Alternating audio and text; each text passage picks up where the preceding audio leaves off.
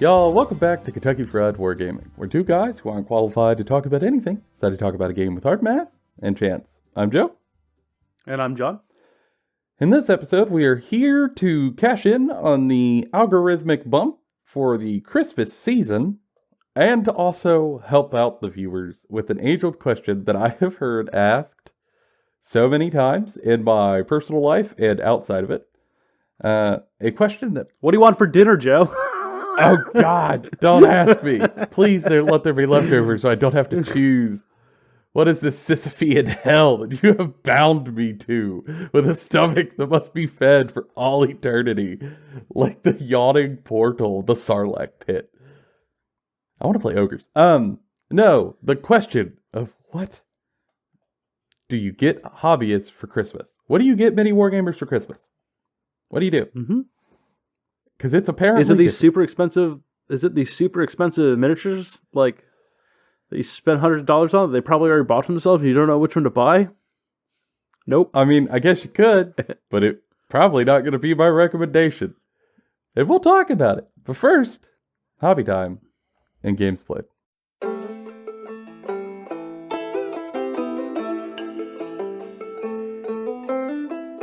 All right, John, what you been up to? A lot of stuff. Boy, howdy. So I painted a Scion of Conquest. Nice. I painted a Break-A-Boss. I built all of my Monster Killer Cruel Boys. Painted the two monkeys, the egg guy, and I painted like the boss knob for them. Mm-hmm. And now I am just now finishing, as of last night, 24 blooded, so 6 stands of blooded. That's so many. And 3 stands of braves. Good God. And I'm working on city states, not because I'm going to play city states, but because I have the extra models, and we're going to start teaching other people Conquest, because we need more people in the Conquest group. If you haven't played Conquest, watch our videos on it. It's great. I'm pitching it. It's phenomenal. Yeah, we have a bud who wants to try Conquest, but they badly want to play Sorcerer Kings. Which isn't out yet. It just doesn't exist yet. It's coming, but not yet. So we just want to have loner models to help give somebody to learn. And other than that, I've been doing a bunch of lore deep dives back into World Eaters because somebody got together and got me the World Eaters Christmas box. And so I'm going to be working on World Eaters and playing them soon. So I've been working through that. Other than that, I played a game with World Eaters with the models I have against Sisters of Battle against a newer player. It was very good. I lost my game, learned some interesting things about World Eaters and what they can and cannot do, and also that Morgan Vol and the Nundums are a hell of a cover band. Super great. Just, they shot me off the table. It's pretty good. What do they have? Big flamers? Like heavy flamers? Or melt again? They can take multiple things. So they can take rockets or grenades in their suits. Plus they can take either heavy bolt or heavy flamer or melt-a-guns. And then they have a power weapon or power maul. Yeah. They're like a really good multi-purpose unit. And Morgan Vol lets them reroll ones. Reroll hits and reroll wounds. Oh, buddy, that's a buff. And Morgan Vol herself has got pretty good shooting and pretty good melee. And the ability to make it better for one turn. A heck of a unit. Yeah. I'm scared of them, but I like it. And I think that's just a fun matchup. Like, sisters and World Eaters just kind of putzing about and beating the hell out of each other. Yeah, I'm a dirty heretic. They're the Dami Mommy Catholic nuns. It is what it is. Tale as old as time. Song as old as rhyme. Beauty and daddy issues. I got him! Yeah, over here on my end, it's been similar. I mean, hobbying up as much as I can. I got the Huskarls fully painted for Conquest. So they are 100% painted and done. I also based their bases and their movement trays. So now those look good. And they're not just black plastic, because once I did all that painting, I certainly wasn't going to let them just sit on nothing. So now the Huskarls, totally done, locked, loaded, ready to go. I have prepped a unit of Bochosen as well as a Cunning gear and got them primed, so I can like dive into those next, which will be very nice as soon as I have a little bit more time because it has been difficult. I also did some prep for, I had the final game of my 40k league this week. I've been playing Custodes all the way through. I was going to play Chris, a really, really cool dude from the shop.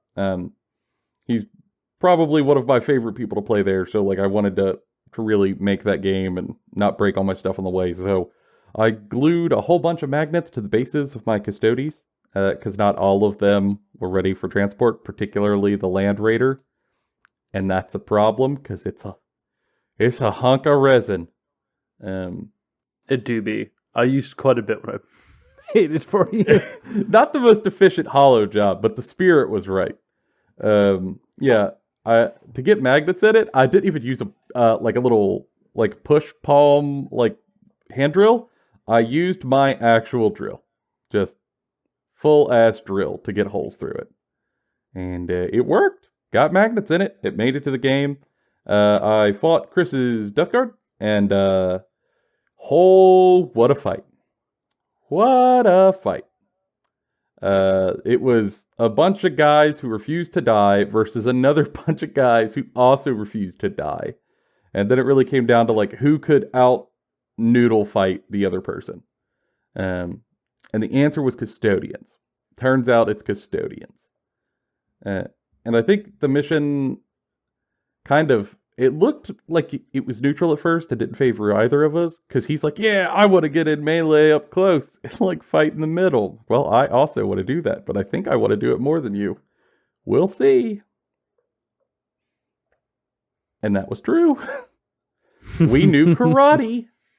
Land Raider knew hella karate. Been watching Karate Kid for days. It did. It gave Mortarion a -1 to hit as the dude in there was just like whipping these controls back and forth, sliding the back end in and drifting out of his arc. Mortarion charged the Land Raider, and because of the Land Raider's karate, didn't kill it. We called it after that. It was awesome. The song from Initial D was playing in my head. Like, I can't help it. I'm sorry. I can't. But shout out to Trajan Valoris for being able to dodge all of those negatives that the Death Guard hand out on his unit. Pretty mint. Great tech piece. And otherwise, now I'm just looking down the barrel of more Conquest. The 40k League is done. Done. So there won't be 40k on my plate for months. Easily months. So now I'm just trying to catch up on Conquest stuff and maybe some AOS army hobbying on the way. And I'd like to get those Bow Chosen and the Kona gear done sooner rather than later. Yeah, I'm on Conquest hobby track and Cruel Boy hobby track, and then until I start losing my fantasy steam, and then I have World Eaters just prepped in the barrel. Mm-hmm. But those are a joy, because I have a very cool story I tell with that paint job. So yeah. And I think, depending on how Christmas goes, we both might end up with more stuff on the hobby plate, which we'll see. Because it's kind of hard to shop for hobby goers. So let's talk about it.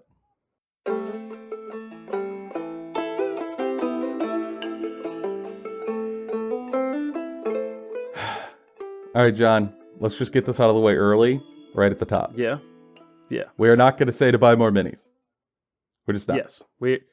You can. Like, there's nothing wrong with buying people more minis. Like, if you know exactly what they want, or maybe they've been looking at getting something all year, and you've been saving up money to get them this big thing that you know they want, it's perfectly fine. If you know the game, and you're into the game that they're playing, and you know what they have, what they don't have, you know what to get them, awesome. There's a lot of hoops to jump in there, and that's kind of the obvious pick. And oftentimes, it's tough to do. Getting a hold of the miniatures can be hard. Knowing exactly what to get can be hard. Making sure you get it before they get it for themselves is sometimes a Herculean effort. Mm-hmm. Thanks, Joe's wife. Yeah, you do need a mole. You often need a mole. Like, it's a thing. Yeah. So, like, it's really tough to say, hey, just buy the minis, right? Like, no. But what we can tell you is a bunch of different stuff that a lot of hobbyists that we've noticed will not buy, not because they can't, or not because it's too much money, or because they don't want it, because they just forget, or they're just like, I'm trying to buy this miniature. I'm going to wait on this thing. Yeah. And like, it's like those dad gifts, right? When you get like a pocket knife or like a compass or like a mug or a thermos for Christmas, and it's always like, oh man, isn't that boring? You're like, no, this goes on with me to every hunting trip for the rest of my life. yes. This like really like that, nice pair of wool socks. I love them. Like Exactly. it's delightful. And like a lot of these fall into space of like things people want but probably wouldn't spend their limited hobby budget on to buy themselves. And in my opinion, that's like, ooh, that is perfect gift material. And we tried to break this down into like multiple bracket points. So there's stuff that is sort of budget friendly, stuff that's moderately expensive, and then the last thing we talk about is the pricey tier for if you really like someone very, very close to you in your life that you want to go absolutely ham on. We got you there. But we're going to try to make this as easy as possible. Put some of the stuff up on screen. Have a list below of links that you could go look at some of this stuff at. None of this is sponsored. There's no active links in any of these. We don't get kickbacks. Just trying to list out some stuff to make the holidays a little easier for people. Because let's be honest, they could be a bit stressful. And that sucks. It just sucks. And we're trying to stay away from making this like a really trendy and like now thing. This is something that like people will use long term. Yeah. Like this isn't just like this is the hot new tool that everyone's using today. Like this is stuff that we think people are going to use for a while, or like get a lot of use out of for the value, or that like this video can be used like next year. Yeah. Like if you're watching this a little late, you can use it for like birthday gifts or Valentine's Day or whatever. Yeah. Right? And even if you are someone who is a hobbyist and you have significant other, family members, kids who want to buy you stuff, you could just send them clips of this video or this video in its entirety. It'll translate well for them, I promise. We're not going to talk in any like weird esoteric plastic terms. I hope. But yes. To that end, let's just dive right into it. Let's start at the budget tier. Because let's be honest, the budget tier is the easiest place to understand. It's where like the most relatable stuff goes. And stuff be hard out here. Like budget is good for everyone. Yeah, this is like stocking stuffers, or like if you have somebody that you know, like that you work with, that you know likes some stuff, and it's a very Secret Santa, or like you're friends with at your D&D game, and you want to get them something. Like this is just not, or like if you're poor, like I'm gonna be real. Like when I didn't have a lot of money, and people got me some of the stuff that's on this list, when knowing I was into these games, I super appreciate it. Like I have a feeling a lot of people just will. Regardless of the money cost. Yeah. Because they're very handy. They're great. Some of them are like really, really credible. So like, let's start with widgets, right? It's a weird term, but just like it's any little tiny piece or gewgaw that is specialist for a game that makes their gameplay easier. These are generally like 10 to 15 bucks. You can find them on Etsy. One up on the screen. We got some link down below. For example, in the game Age of Sigmar, very popular from Warhammer, you can't get any closer to enemy miniatures than 3 inches. No matter what you do in a movement phase, you just can't walk closer than that. So normally you have to move your minis in, and you have to like hold the tape measure out, and you're trying to like estimate 3 inches for all of these little minis, and it just takes a minute. Or you could put down a little tiny piece of plastic or wood or like resin that is 3 inches long. It's usually a little styled, and boop, boop. You drop it down, you move your stuff in, you know exactly where 3 inches in is. It's sitting on the table. Good to go. An incredible widget. Or health trackers.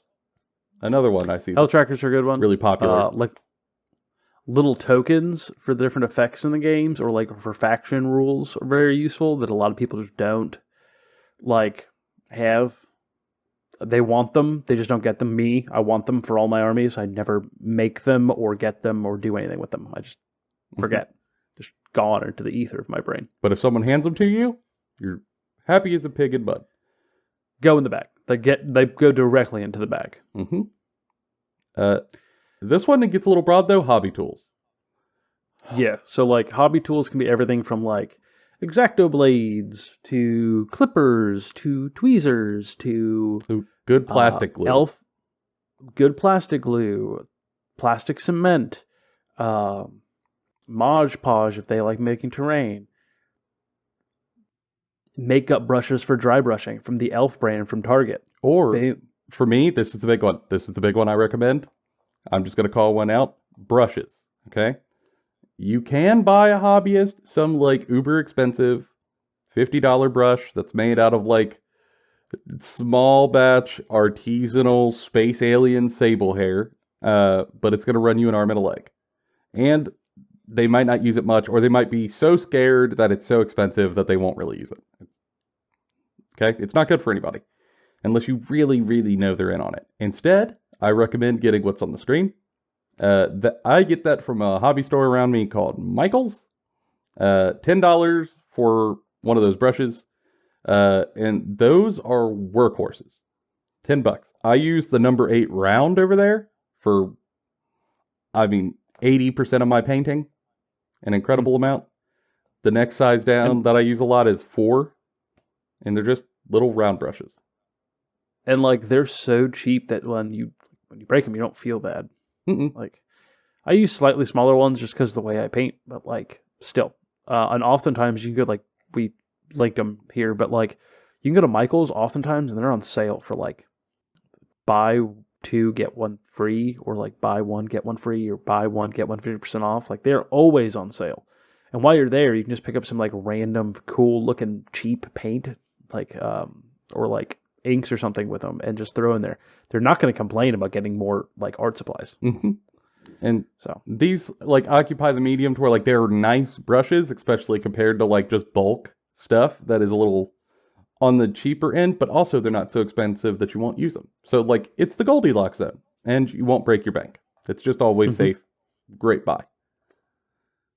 The next one is basing materials, right? So like that is a very broad category. You've got texture paste, you've got like different like flocking, you've got all sorts of different stuff you can get for it. Linked down below is a website where you can buy a bunch of stuff. My local shop sells this stuff all the time. I think it's Huge Miniatures. Their stuff's pretty good. It's pretty reasonably priced. They even have like little flowers you can get that you can put on your bases, which are cute. Really, really cool. Fairly cheap. Like I'm talking like less than $10 for a jar, and like because they're the smaller jars, you can get them like a color you think that they use. Maybe you see how they base stuff already and get something similar. And you don't have to feel bad if they don't end up using a ton of it, because like you didn't buy the big jar because you often don't need the big jar. I often just need like a small jar to do like a little cool texture. Or like I want a little bit of flocking or not a lot. So like that's very handy. It's also really cheap. Like you can pick up a couple if you really wanted to, and just kind of because all this cheap stuff you can buy multiples of, and just really go out. And again, the deals are abound at the holiday season for stuff like this. Yeah. The one after that is green stuff, right? So green stuff is like a clay, like sculpting almost, but instead of like an air dried clay, it's like a wetter, longer work time sculpting thing. You can use it to like fix models in between like mold lines, or like if we're trying to make something unique, it's very good for that. And sculpting tools as well. Like those are also a good thing to grab if you can. They can be kind of weirdly hard to find, to be honest, but they're super handy. I got a little combo bundle, again, Michael's, just because it's a local like craft store around here. I think I got my pack of like sculpting tools that are like intro cheap level for $10, $15, something like that. Not a lot. Very affordable. And again, having something that could like fill gaps in things that you want, but you just might not think to go buy for yourself. Yeah. The next thing is like dice tray, right? Dice tray. These can be $10 to $50, to be honest. They can be whatever amount you want to spend on it. Depends on the material you want. Like I've seen some that are beautiful, ornate, artisanal woods. Some people are into that. And I've seen some that are the cheapest plastic that money can buy. Yeah. Runs the gauntlet. But they are very handy for playing games. To be honest, I need to get a new dice tray. Like, I need a really nice one that I really like. Because it helps keep the dice on the table. It helps keep the dice contained and not all over the place. And especially if you have like a sound sensitivity, like rolling dice on hard plastic sucks. Like that sound is terrible. Hate it. But hearing dice roll on like a mouse pad material or like a soft felt material is very good. I much prefer that. Mm-hmm. Huge fan. Dice on mouse pad is ASMR for me. It's pretty good. It's pretty good. To be honest, anything on mouse pad, for whatever reason, my brain just goes, hey, that's pretty good. Do that again. Monkey brain say, yeah. Yeah, you could bling this out also, depending on their favorite faction. Sometimes there's like symbols in it or runes or what have you. Sometimes you can find a combo with like faction dice, which we'll talk about later. But you can get a little wild with this one. But at the baseline, it's always good. No one's going to be unhappy to have a cool dice tray. Pigments. Okay, yes. This is not expensive. You're going to look at this and be like, wow, what do you mean? Like $6? You can't buy $6? And listen, hobbyists, look at this. And we watched some YouTube video of someone using pigments to like weather our little soldiers and make them look like they were in the dirt and the grime and the dust and like give them extra color and texture and stuff. And we go, wow, we should do that. And then we don't see pigments in our day-to-day lives. We could just, even walking through hobby stores, I just don't see them. I'm sure they're there. I just don't. Or even when I am in a hobby store, I've walked in with the intention of buying a model. And I go find that model, I pick it up, and oh, wow, look, I'm going to look at the pigments. Oh, those are cool. Walk directly to the counter and pay. Forgot the pigment. Like I don't. Nothing. I don't know what it is. It's some universal constant. I don't understand. But like, I want like 12 of them. There's so many colors I want for pigments that I could use for stuff, and I just don't. Anything like dusty or charcoaly or brown, like dirt, or like some green patinas, like rusty colors, any of that. You can get a color that's like sort of similar but sort of off from the basic materials you get, and it's a nice little combo piece. Yeah. It's like, I got red sands. I'm looking for like orangey pigments or something like that. Or like a pale orange. Well, and a lot of these come in like combo bits too, like little combo bundles of like, here's 10 pigments. And again, not very expensive. So like, go where the spirit moves you. But pigments, they're great. People will mess around with them. They're going to experiment and they're going to have a good time. And similarly, they're not so expensive that they're going to not use them. Which is key for really getting the long-term use. Okay, John, objective markers. Have you got yourself objective markers yet? No, I've been talking about getting objective markers for like fucking 6 months heavily now. I talk about it at least every other week. Still don't fucking do it. They're $15. Like I can't get myself to do it. I think that's the best testimonial for getting objective markers for wargamers. So like you're gonna hear that, and if you don't play these games, you're gonna be like, why?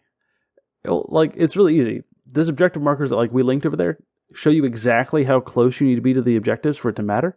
We joke around about standing on circles. This tells you exactly the circle you need to stand on. So there's no like having to measure mid-game. You'd be like, oh, it's right there. Saves time, looks pretty cool, and it's way easier. Yeah. Immensely easier. It's a time saver. Some of them also look cool. Like if you look at the ones that we have over there that, again, we went with the nice, efficient, cheap option. You could, and if you like that idea, but you want to go up, there are others that are made with all sorts of different materials that like, it can really sort of zhuzh up the look of a board depending on how much money you want to spend. And the last one in the budget, these are personal picks for us. This is the one that we swear by. Our buddy Travis is the one who started with it, and we all have gotten it, and now we all have one. And that is a dice drop pouch. For those who don't know what a drop pouch is, it is a pouch that goes on your belt that you use at like airsoft events to drop magazines in, so you can swap magazines in your airsoft gun. Mm-hmm. We looked at that and went, man, you can fit a lot of dice in there. And a tape measure and some widgets. Because there's like little pouches on the side, little like pockets. Uh-huh.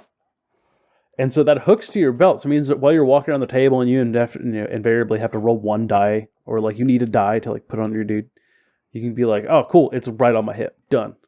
Mm-hmm. You can quick draw your dice, You know? you can grab your widgets, you can have pins on you, whatever you need. Like, Yeah, I need to roll 4 dice. Cool, done. Like, it's super easy, super handy, and like, at least for me, it feels kind of cool. Like, I put it on like when I'm about to play a game because I got like little like keychains on it for some of the factions I play. I'm like, yeah, I'm getting into like, it's kind of like getting into costume at LARP where I'm just like, yeah, I'm getting into it. game Yeah. mode. Ash Ketchum Game has mode. turned his hat backwards. Yeah.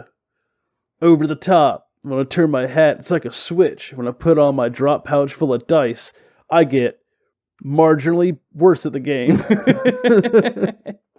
Yeah, I these hear are great. chainsaws rev and I run forward. We call them battle bags, and they're not expensive. They're really handy, particularly if you go to events or like play at the game store. It's nice to just be able to walk around and still have your dice. Okay. Now to the modders tier. If you're wanting to spend a little more, but still not break your bank, that's the whole like point of our modder. Our limit for this was about $70, right? Most of it stays within the $30 to $40 range, but this is like, we don't go above $70 here, right? Like, this is keeping it cheap. First one, you can get expensive with if you really want to, but really, you don't have to. That is a backpack. Now, you might say, they already have a backpack. Okay, but do they have to swap stuff out of that backpack and into a new backpack whenever they go to play? Because if that's the case, they probably need a gaming backpack that they can just keep their books in, that they can just keep their notebook in, and their dice drop pouch in, and all the little stuff they need for their game that isn't the miniatures, so that when they go to grab their miniatures and walk out the door, they can just grab the backpack full of their stuff that's ready and walk out the door with it. So they don't forget their tape measure. They don't forget their little widgets. They don't forget their little dice.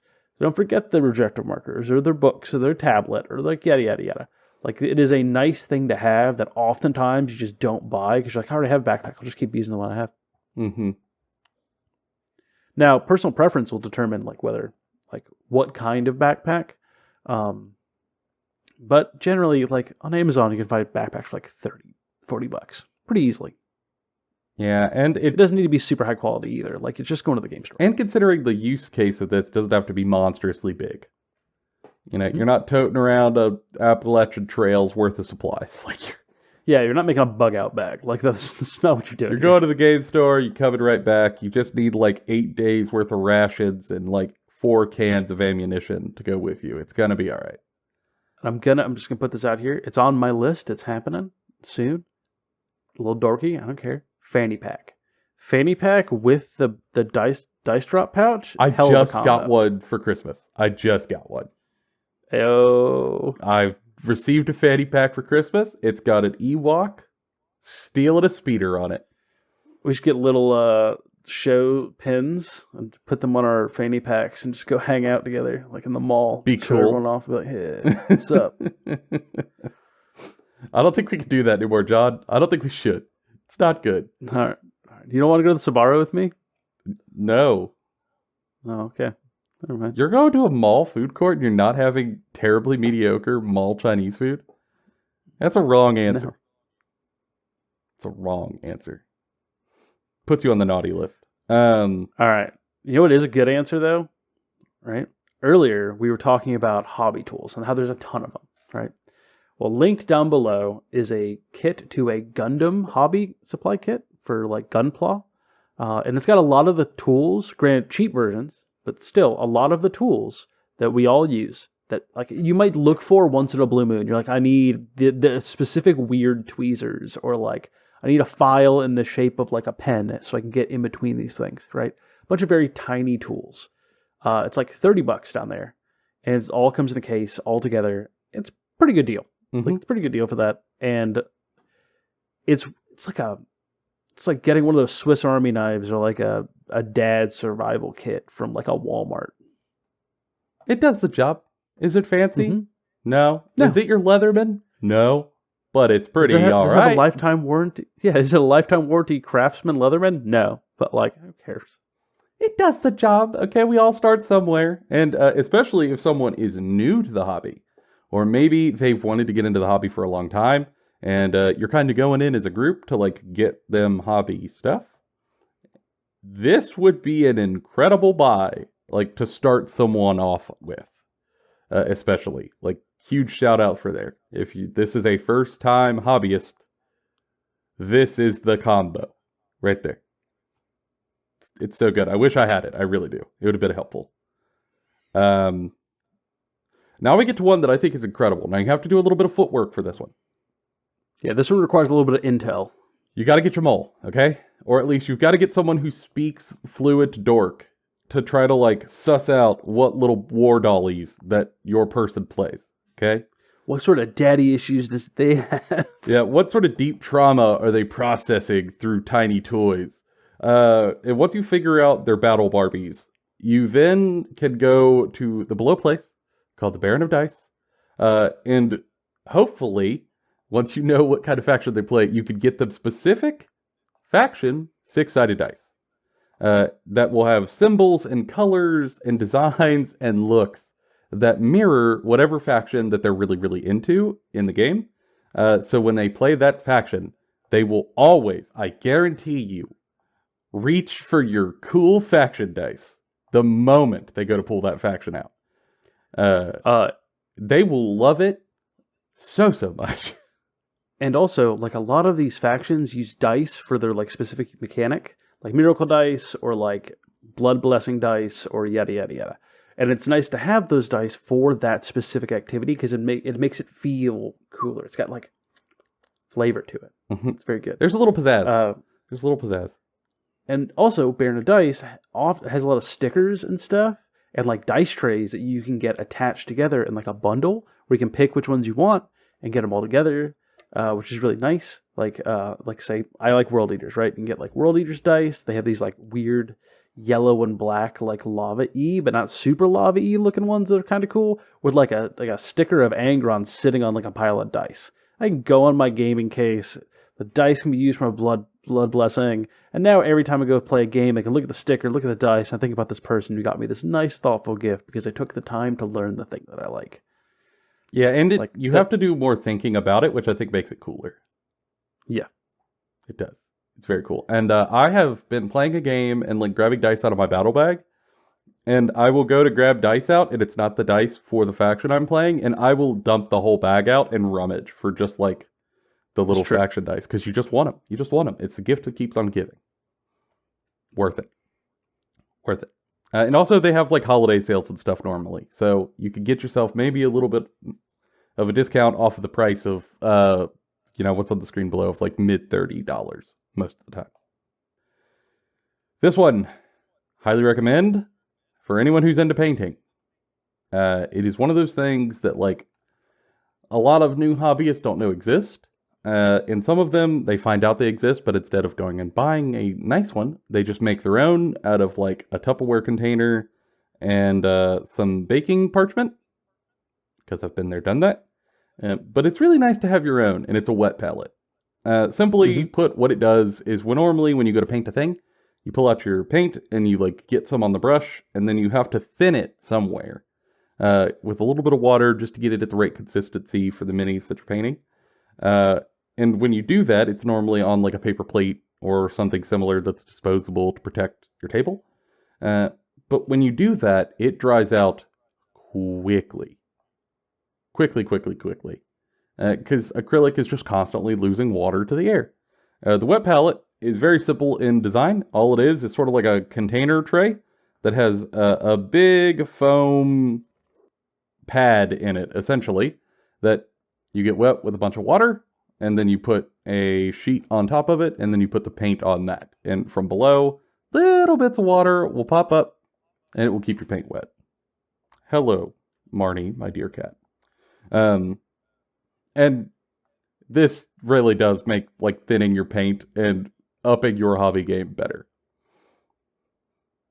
John's tickled pink by the fact that my cat has climbed up here during recording. I love it. I'm going to take a small pause from this podcast to talk about how much I love Marnie. Marnie is a phenomenal cat. It's Joe's newest cat, and this cat sleeps with me whenever I'm over there. This cat is a precious, precious being. I hope all of you get to experience the joy of a cat like Marnie. It is phenomenal. Anyways, back to our regular scheduled programming, where I'm going to talk about other things that are beautiful and wonderful. She's only got 75% of the leg, but double the love. That's true. And that is art and decoration for the hobby room. Ooh, This one also requires huge. Yeah, this one requires legwork as well. Like you got to figure out what they like, maybe what factions they like. What about like art? Yada yada yada. Maybe find out a specific artist they like. But if you could just buy some art for them in their hobby space, it helps with the creativity. I'm not sure that everyone's the same way, but for me, if I don't have enough like creative stuff around me, I struggle to get into the space to want to do it. I mean, if you look behind me, I have like books all over the place. I've got like cool magic rocks hanging from the wall. Just stuff, right? I'm very much a visual. I look at a thing, it kind of gets me churning kind of thing. I think a lot of others are too. So I think that's a nice shootout. There's no links here because that's really like personal with the other person. Maybe even like take them to an art show and pick something up for them. Secondarily, you could also do like, it's kind of like widgets, but little gewgaws from their faction or whatever. You know, 40K, for example, there's a thing called a purity seal, and it looks like a piece of wax that has some big stamp in it, and then like a little piece of, it looks like vellum or parchment with some like prayers on it. And in the lore, there's like all sorts of fluff around it, but what it's really cool for is if they play a faction that uses it, like Space Marines or Blood Angels, you could get them one to put on their battle bag, or a carrying case, or their backpack. And it just kind of gives it a little something. Or like a hobby like coffee cup that has like for their water for their brushes. That's like their faction. Like it's a thing. You could get creative here. You really can. It depends on your person that you're buying for, but really, I think it's pretty cool. Especially again, you have to do a little research on it beforehand, which means when you give it to them, it's even cooler because you tried. You really you went out of your way to learn a thing that was probably a little hard to get your head around, and that makes it all the better as a present. Next thing is something I think is immeasurably good. Joe got me one years ago from Miniacs, like a self-healing mat, right? I love these things. If you can find one that's got stuff on it that you like looking at, that's always a benefit. But if not, we have a link down below for a fairly cheap one. Get one to fit on their desk for their entire space if possible. Yeah. It is, if you spray it with paint, with an airbrush, whatever. If you get paint on it because you spilled paint, it's whatever. If you scratch it up because you've got an X-Acto blade, it's whatever. I mean, it literally closes back together. Yeah. Like, it'll help you from ruining a desk. It also, like, for me, like, it's kind of like when you sit down at, like, a painting easel or, like a notebook or, like, at a computer screen. You're like, I'm doing X task. Looking at that thing goes, yes, cool. I'm doing hobby. Right? I've even used it to like plan out D&D dungeons because it's got like cool little 5 foot by 5 foot squares. So like I can pick out the miniatures and what it'll look like and yada, yada, yada. Yeah, very handy. It's just like a versatile little thing, and it protects a piece of furniture as well. And so like double duty.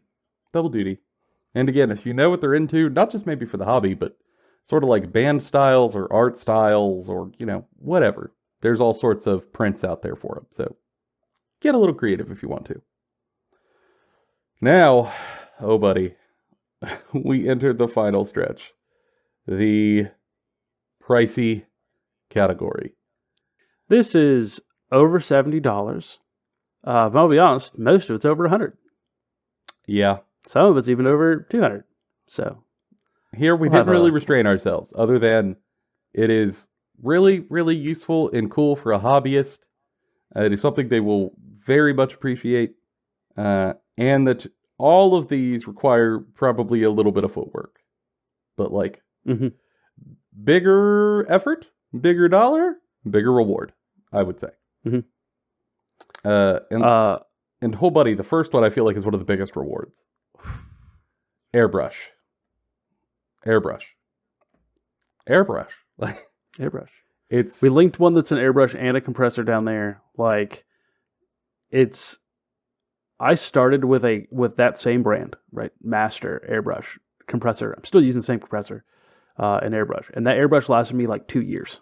It still is usable. Like, I can still use it perfectly fine. No problems. I'm currently capable of using a better one right now that I really enjoy because a friend of mine's letting me borrow it. Mm-hmm. And boy, howdy, is it amazing. So, like, if they don't have an airbrush yet, airbrush compressor combo down there, they'll dive right in. If they do, and they have a cheap one like that, you can go get an Eclipse Iwata airbrush, and they will love it. Mm-hmm. Just saying. It's very good. The only thing is, if they do not already have a compressor, and you are getting them their first compressor, if they live with some folks, I would maybe talk to them first and just see if they're cool with that compressor making some noise, because it's probably going to make some noise. So just like a little shout out, maybe ask them. Mm-hmm. Just a little normally airbrush compressors don't make a ton of noise. It's not like a shop compressor. God, no, it's not like a shop compressor, but it'll make enough that you'll hear it in an empty room. Mm-hmm. It's a thing. But an airbrush is just like, it's an incredible step up in your hobby game. And honestly, I think the best way to learn airbrush is to like do it and mess up on a brush that is cheaper. So this is actually perfect for someone who's just learning, because they're going to make a bunch of mistakes and they're going to do it on a brush that doesn't cost an arm and a leg. And I think that's the absolute best way to be. And they will lose their absolute mind if you do it for them. Next one, right? Next one to just slam into. I'm going to call this out as the Speed Paints 2.0 Mega Set, specifically, right? Right now, we live in a great time where slap chop and contrast paints and using these like high transparency paints is really good for people getting paint on a model without having to take 6 steps per color, right? It is one color on a primed zenithal model, good to go, right? Even if you just prime it white and then do it over it, still looks pretty all right. This is a set of fairly inexpensive contrast-like paints that are about the same, from everything I can tell. They're just about the same. I'm looking at getting this for some other people. Like, it is $140, but it has all of the paints they're going to need as a baseline. Like, could you go with less? Sure. But this will prevent them from having to spend a bunch of like random money in the future, and they're just set up, right? If someone got me this set of paints, I'd be like, hell yes, I can just use them. Like, I don't need to worry about, oh man, I gotta go to the hobby store to buy like a brown paint because I don't have it. Mm-hmm. It's like, here, it's done. You got all the colors you could really want in one place. Mm-hmm. And, I mean, it's just, I don't know, getting a paint set if you don't have many paints at all is an incredible boon. And again, as we mentioned with some of the stuff above, especially if someone is just getting into the hobby and they don't have anything, this is a great value to like give them all the foundational stuff that they could really need. Highly recommend it. And honestly, in terms of like the big spend options, I think it's on the lower end. So not too bad. Mm-hmm. Next one on the higher end. Yeah. And then it's like, okay, these are tabletop war games. That means, obviously, you're going to need a tabletop of some sort to play them on. Problem is, a lot of these games are played on tabletop sizes that aren't common, to like kitchen tables and dining room tables. Many of them are played on a almost 6 foot by 4 foot table. That means you're going to have to do one of two things. You're going to have to get 2 like 2 foot by 6 foot fold out tables and then stand them up next to each other so that you have a way to play these things. Which we do all the time. Which you can do. We do it all the time for like events and stuff. Or you can buy a dedicated fold out table that is just already put together to be 6 foot by 4 foot. Mm-hmm. And that one's obviously, because it's all put together in one, it's a little more expensive, but it's also a little nicer. So, you know, mileage may vary. You can make a choice there. And there are like way more expensive ones. If you know anything about D&D tables, there's a ton of like companies out there that make these like really expensive wooden tables. They're gorgeous, but like the question is often, man, I'd love to play tables. I'd love to play more games at the house, but I don't have a table. And that's just a lot of money to spend all at once. Boom. Like, you don't have to go to the shop if you don't want to play your game with your buddy anymore. You can play it in your basement. Mm-hmm. You get options. And you don't have to spend, thousands on a big, beautiful oak table. Yeah, and then if you play in a group and you got your guys' group all get together in a garage every other week to play, and you've been playing on one table and you guys just switch, come together, buy a table for each other, get a group present for everybody. Mm-hmm. That's more game. More game, much gooder. You get like 2 fold out barbecue tables for just like backyard picnics and stuff, and then you get some like mats on top of it. You're off to the races. Like you're good. You're good. But if you have to go to the store to play, you got to get your models there. Oh, this is where things could get difficult for hobbyists. Things can get pricey. Transporting, it's necessary to do, and some minis are very, very delicate, and they really need good transport. Mm-hmm. But good transport means usually more money. It doesn't And have like to be you can make one. All right, like I've made plenty of carrying cases, and they work, and they're good, and they get me from point A to point B. I've gone a long way from putting 200 cultists in a shoebox. Mm-hmm. Like, I know what I'm doing. We linked one down below that a lot of people started using. I've seen it in person. It's a pretty good case. Looking to get one myself. It's made of plastic. It's got these like pull out kind of like cookie cutter trays that like you can put magnetized models on, and they hold together. And it's got a lot of spots that are variable how to put it in. There's a link down below for that one. And that's really good if you're like going from place to place, right? If you go a 10-minute drive down to your shop, great. If you like need to walk somewhere, they sell I think like a backpack. You can put it in, so you can just put it on your back. Walk to a shop, which is really cool. But if you're going to a convention, or the person you're buying for goes to conventions to play, or tournaments, or anything like that, what you really want to get them is one of these battle foam boxes. They are way more expensive. So much more expensive. Almost double. But like the benefit is that they are durable. If they have to go through air, less likely to get broken. If they, have to go in a train for some reason, less likely to get broken. There's people online who have posted pictures of their stuff getting through a house fire in these things and not like. I wouldn't push that, but I wouldn't test it, but like it has happened. The minis were okay. Yeah.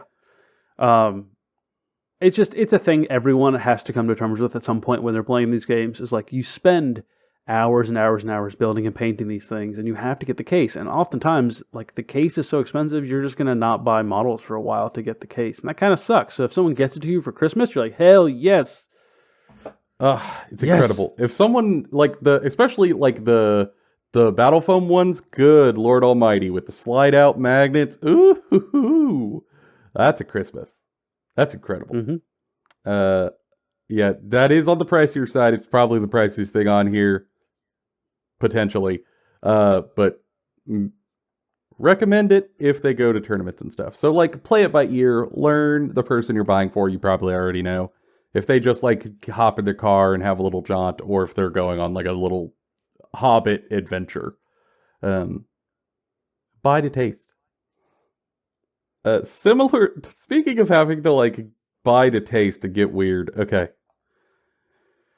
This is the most broad suggestion we have on this list. Okay? And it is the one that you can most mess up. Just gonna put it out there. You can mess this up. You can mess it up. However, if you are a diligent little student and you do your homework and you get your intel, you figure out exactly what faction they're into, figure out exactly what their favorite character is, maybe you figure out what their favorite book is of whatever game they like to play, you start talking about it, you ask them what their favorite parts of that book are, I swear to you, they will tell you the book in a one-man show. Okay, they're going to tell you every scene from that book. They're going to dramatically reenact it. You could maybe take one of their favorite scenes from that book that sounds the coolest while they're special interesting. And then you take this information, this character, this scene, this book, what have you, and you commission custom art from an artist online. I did this for my wife for our anniversary. God, holy crap, it's been years ago now. For like custom characters and stuff, and it is to this day one of my favorite presents I've had made and gifted someone. The artist was just absolutely incredible, Louise Prado art. Shout out! I'm going to shout him out every time I talk about this thing. And it's incredible to be able to work back and forth with someone who's really talented and really passionate and a style of art that you're into and the person you're gifting is into, and to like really get something that is just for them, that doesn't exist anywhere in the world yet. Mm-hmm. It's awesome. It's extremely special. It's also in the pricey category because it can be very pricey. And don't try to undercut an artist. Like if you are getting custom artwork done, much like when you get a custom tattoo, like it's going to be expensive. Spend the money. It's worth it. This artist is doing this for like a living. Like this is important that you just pay them for whatever it is. If this is something you're truly special in, the cost doesn't really matter. Just it's about the moment. It is. And of course you can, now it's easier than it's ever been to like commission artists online. There's services where you can go literally commission them. And also you could see portfolios of all sorts of other commissions they've done to make sure it matches your style and what you're into and what you're looking for. So I really recommend this one. Just go into it with some caution, but boy howdy, I think it will be a slam dunk if you want to potentially cause some tears of joy at Christmas time. And who doesn't want that? Who doesn't want that? But when those tears are falling, they just fall straight on plastic. It's going to get really weird. It's going to have a bad sound. I can hear the sound in my head, and I'm unhappy. Yeah, the tears on plastic is a terrible sound. It's kind of like that Bullet for My Valentine song. Get out of my head. But if it was on a battle mat, if it was on one of those neoprene battle mats that we all love playing these games on a 44 inches by 60 inches, that'd be way better.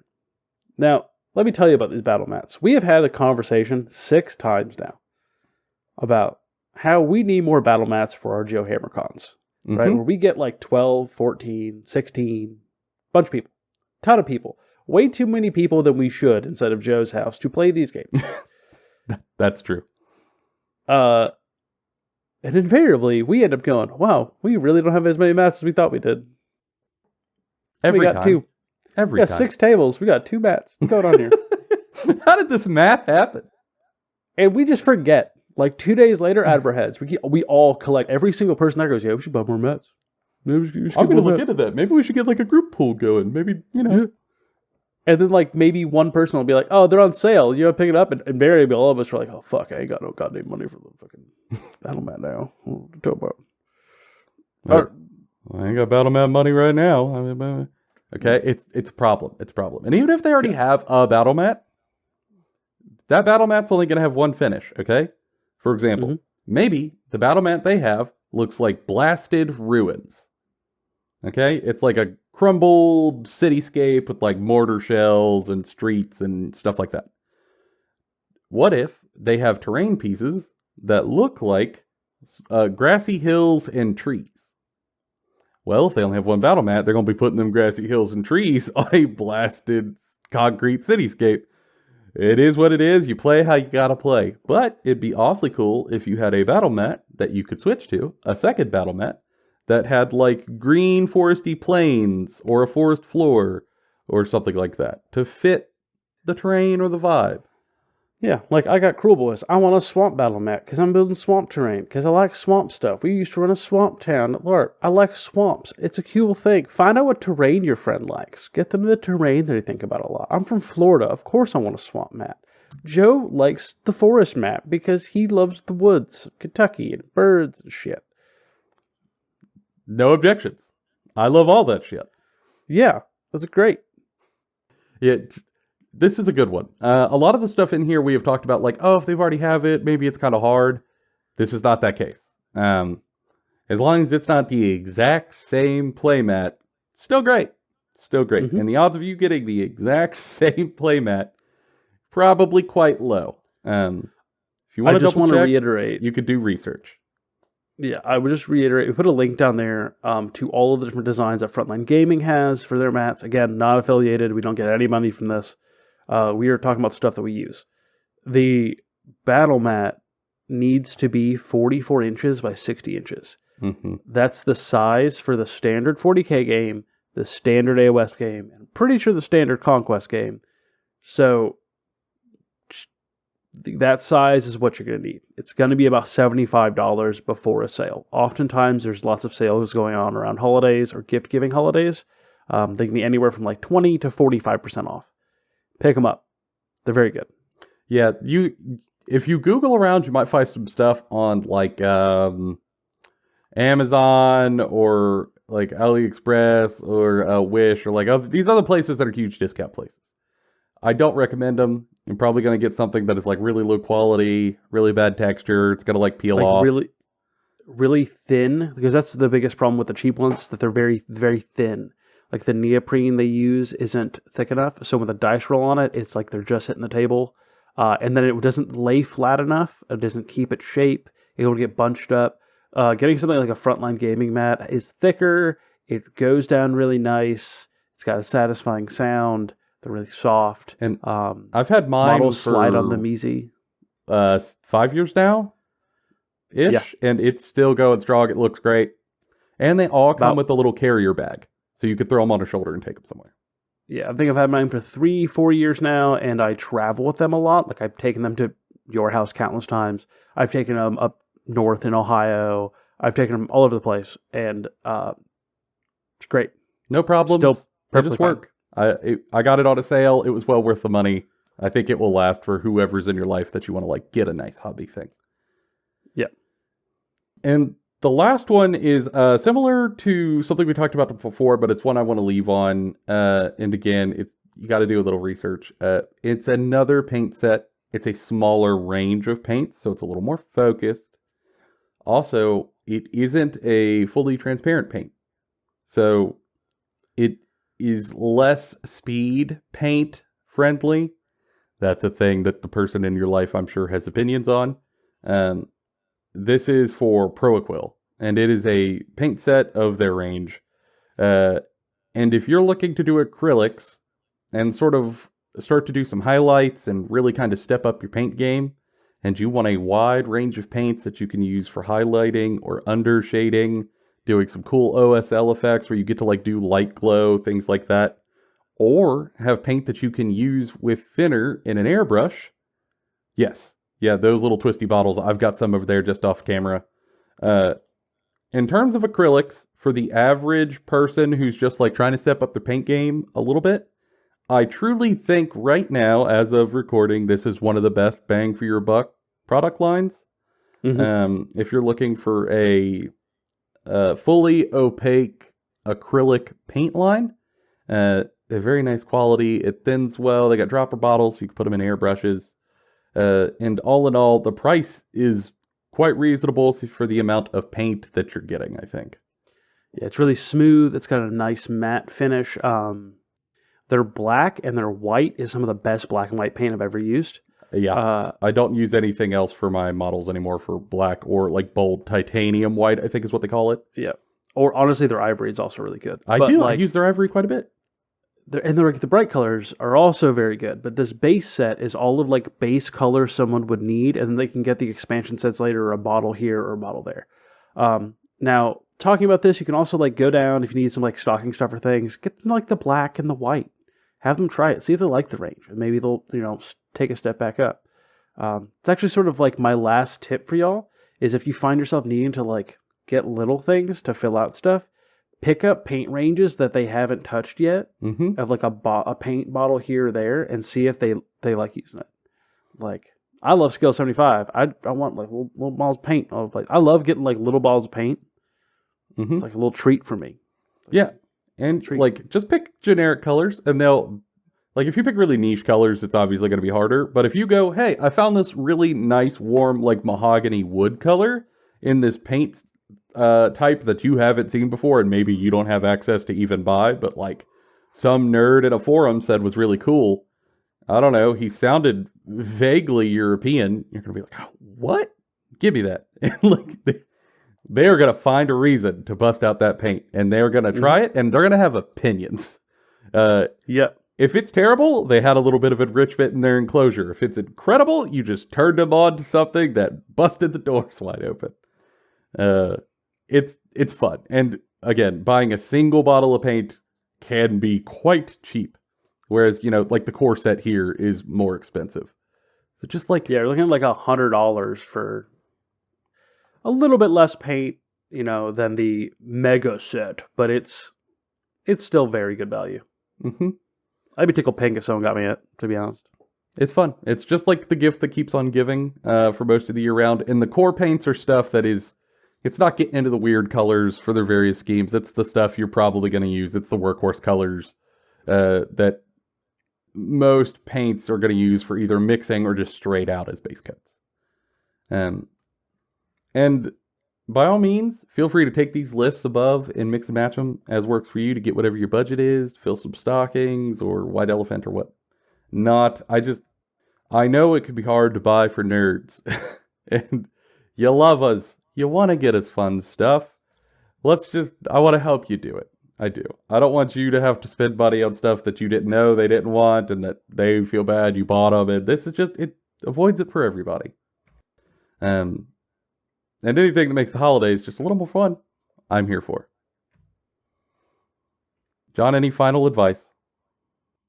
No, that's just about it. We've gotten a lot of hobby gift guiding, I suppose, like maybe like a journey through the swampiness of buying gifts. I'm really bad at metaphors for gift giving. I'm sorry. I'm just terrible. You looked at me with your wide eyes like you had more to say, and you had nothing. This is episode 75 again.